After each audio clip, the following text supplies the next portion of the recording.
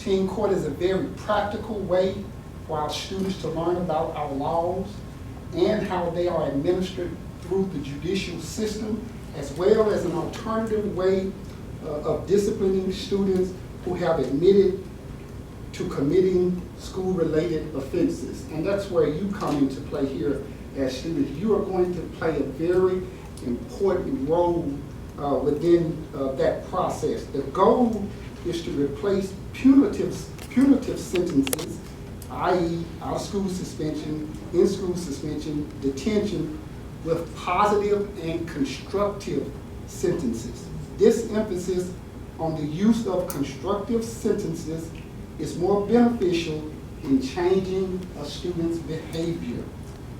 What happens when crimes get committed generally? There are two paths. The person who commits the crime can either go the traditional route through traditional court, either juvenile court, where some crimes are disposed of, or they can go through adult court for certain crimes.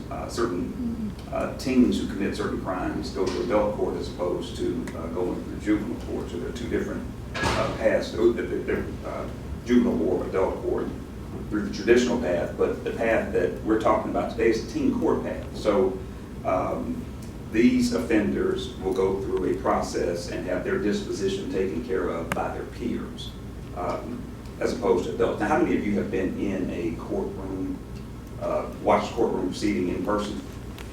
Okay, good number of you. Here are the distinctions in general between a traditional court and teen court, okay? In traditional court, the offender, it could be subject to either jail time and or a fine or be placed on probation. In teen court, thankfully no one's going to jail. You guys won't, even as jurors, won't assess fines to anyone, which is also good.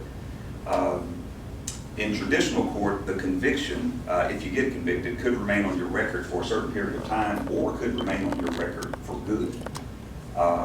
With teen court, the offender will not have a criminal record as a result of being diverted and successfully completing whatever has been assigned to that person after they get a sentence.